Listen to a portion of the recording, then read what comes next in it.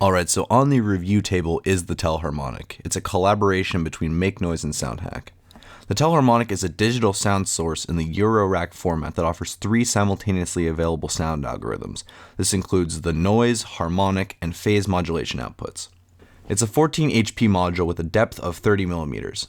It takes 140 milliamps on the plus 12 and 10 milliamps on the minus 12. Despite being a digital module, it turns on almost instantly and responds like an analog implementation. Looking at the panel, the Make Noise aesthetic is clearly present. I'm a big fan personally, especially of the knob choice. You've got Rogan knobs of various sizes, and they're positioned with enough space in between for my average sized hands to fit comfortably when twiddling knobs. The LED button is nice. It has a solid click, and the flickering light is a nice indication of what's going on behind the panel. However, it does wobble a little bit when pressed. Another nice touch is the Music Theory LED panel. It's a color-coded representation of what kind of harmonic structure you have selected, and it can be a really pretty light show. Speaking of music theory, the panel is split into 2 halves, one for control over the musical stuff, and the other for control over the sonics of each algorithm. And that's it for the panel tour. Now let's take a look at some of the sounds. Alright, let's start with the module by itself. The UVCF is taking the signal down to line level, but that's about it. To be perfectly honest, I'm no music theory expert, but I'll do my best to explain that side of the module. We'll start with the tonic knob, which sets the tonic note for the module. Then there's the degree, which moves through the quantized notes set by the tonic in the interval. That then brings us to the interval, which selects the space between each of the 3 voices in both the H and P outputs. This is essentially a chord type selector. Now if any of this is confusing, I really don't blame you. I'm basically an amoeba when it comes to music theory. But worry not, I'll be pointing you towards some additional information at the end of this video to help you better understand how each of these controls work together. That aside, let's take a look at the sonic sculpting side of this module. Each of the algorithms is essentially a block of rich sound or noise, and the centroid and flux are your shaping controls. The centroid selects which of the many harmonics are heard, and the flux determines how much emphasis there is. Now that's the philosophy for these controls, but the way that it's implemented for each of the algorithms is actually slightly different. So let's look at how the other algorithms sound, starting with the phase modulation output.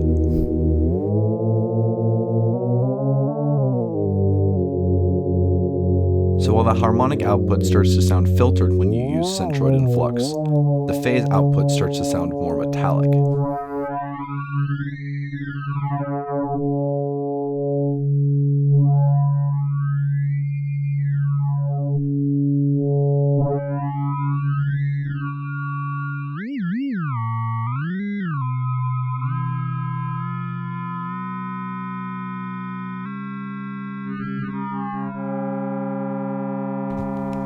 So now we'll jump to the noise output, which when played straight sounds quite frankly dull and unhelpful to me, but I'll show you a use for it later in some patches.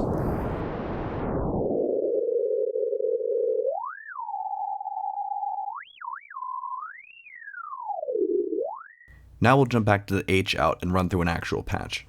For simplicity's sake, white is audio and blue is CV. So we'll start with the UVCF, which is providing some gain control and also some light filtration on the final output. Then we'll take my MIDI clock from Ableton and run it into the clock input for the distinct LFO. Next we'll take the sine output and run that into the centroid CV input on the tELHARMONIC. Then we'll increase the flux to make this effect more prevalent. Finally, to get things started, we'll run a MIDI sequence into the degree input for a quantized output. Now every time the degree is changed, there's a gate sent out from the gate out, so we'll run that to my ADSR and create a short attack decay loop, and then route that into the interval input.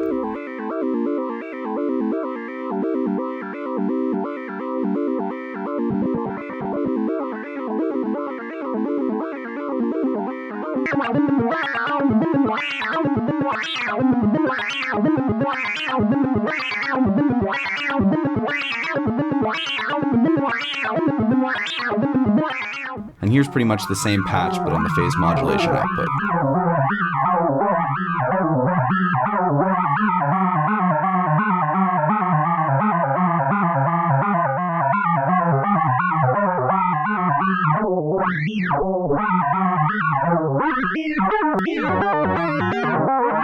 Here I'll manually change the interval amount.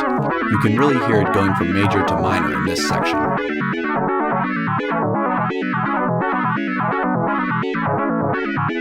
Do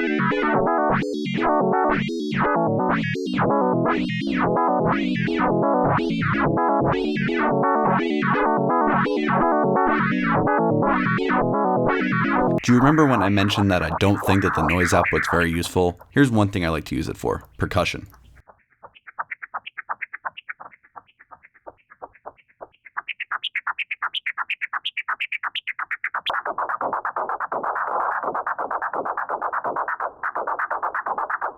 And of course, slightly melodic whistling noises.